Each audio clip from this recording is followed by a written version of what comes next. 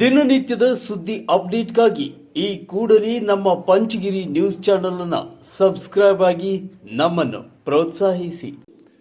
ಚಿಕ್ಕಬಳ್ಳಾಪುರದಲ್ಲಿ ಕೃಷಿ ಉತ್ಪನ್ನ ಮಾರುಕಟ್ಟೆ ಸಮಿತಿಯು ವತಿಯಿಂದ ಅಂತಾರಾಷ್ಟ್ರೀಯ ಮಟ್ಟದ ಹೈಟೆಕ್ ಹೂವಿನ ಮಾರುಕಟ್ಟೆಯನ್ನು ಹಾಗೂ ಕೆಜಿಎಫ್ನಲ್ಲಿ ರೈತರ ಆಧುನಿಕ ಮಾರುಕಟ್ಟೆಯನ್ನು ಸಾರ್ವಜನಿಕ ಖಾಸಗಿ ಸಹಭಾಗಿತ್ವದಲ್ಲಿ ಸ್ಥಾಪಿಸಲಾಗುವುದು.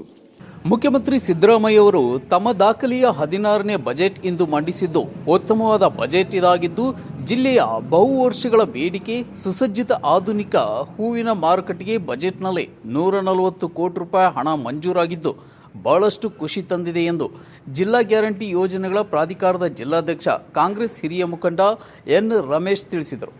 ಚಿಕ್ಕಬಳ್ಳಾಪುರ ನಗರದಲ್ಲಿ ಸುದ್ದಿಗಾರರೊಂದಿಗೆ ಮಾತನಾಡಿ, ಸರ್ವರಿಗೂ ಸಮಪಾಲು ಸಮಾನತೆಯ ಹಾಗೂ ವಿಶೇಷವಾಗಿ ರೈತರಿಗೆ ನೆರವು ನೀಡುವ ಬಜೆಟ್ ಇದಾಗಿದೆ. ಇನ್ನು ಗ್ಯಾರಂಟಿ ಯೋಜನೆಗಳಿಗೂ ಬಜೆಟ್ನಲ್ಲಿ ಹಣ ಮೀಸಲಿಡಲಾಗಿದೆ.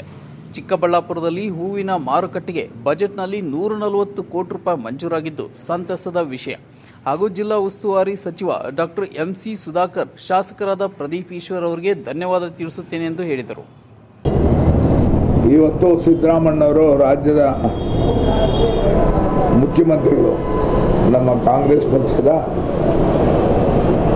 ಸರ್ಕಾರದಲ್ಲಿ ಸಿದ್ದರಾಮಣ್ಣವರು ಮುಖ್ಯಮಂತ್ರಿಗಳಾಗಿ ಇವತ್ತು 16ನೇ ಒಂದು ಬಜೆಟನ್ನು ಮಂಡಿಸ್ತಾ ಇದ್ದಾರೆ, ನೋಡ್ತಾ ಇದ್ದೀವಿ.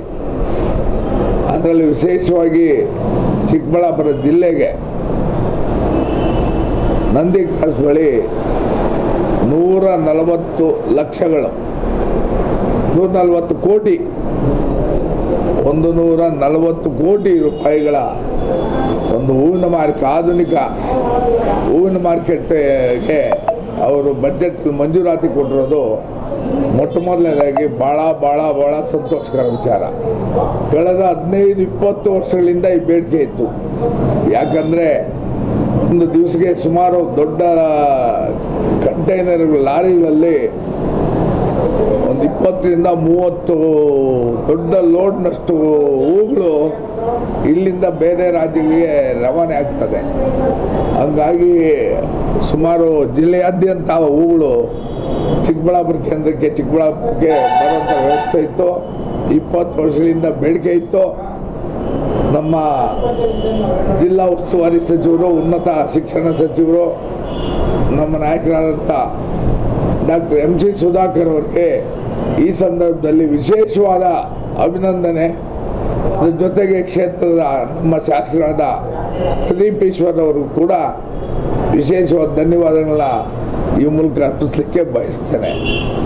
ಸಿದ್ದರಾಮಣ್ಣವರು ಇಲ್ಲಿನ ಹೂ ಬೆಳೆಗಾರರ ಸಂಕಷ್ಟವನ್ನು ಅರ್ಥ ಮಾಡಿಕೊಂಡು ಆಧುನಿಕ ಹೂ ಮಾರುಕಟ್ಟೆಗೆ 140 ಕೋಟಿ ರೂಪಾಯಿ ಮಂಜೂರು ಮಾಡೋದಕ್ಕೆ ವಿಶೇಷವಾಗಿ ಚಿಕ್ಕಬಳ್ಳಾಪುರ ಜಿಲ್ಲೆ ಜನತೆ ಪರವಾಗಿ ನಾನು ಅಭಿನಂದನೆಗಳನ್ನ ಸಲ್ಲಿಸ್ತೇನೆ.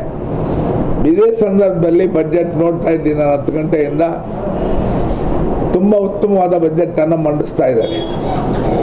ಸರ್ವರಿಗೂ ಸಮಾನತೆ, ಎಲ್ಲ ಸಮುದಾಯದವರಿಗೆ, ಎಲ್ಲ ಭಾಗಗಳಿಗೆ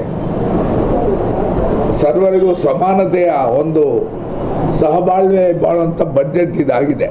ಬಹಳ ಖುಷಿಯಾದ ಬಜೆಟ್ಟು. ಅದರಲ್ಲಿ ವಿಶೇಷವಾಗಿ ರೈತರಿಗೆ ಹೆಚ್ಚಿನ ನೆರವು ಕೊಡುವಂಥ ಬಜೆಟ್ ಆಗಿದೆ. 12,000 ಕೃಷಿ ಹೊಂಡಗಳಿಗೆ ಸುಮಾರು ಕೋಟಿ ರೂಪಾಯಿ ಮೀಸಲಿಟ್ಟಿದ್ದಾರೆ. ಜೊತೆಗೆ ಒಂದೇ ಒಂದು ನಿಮಿಷ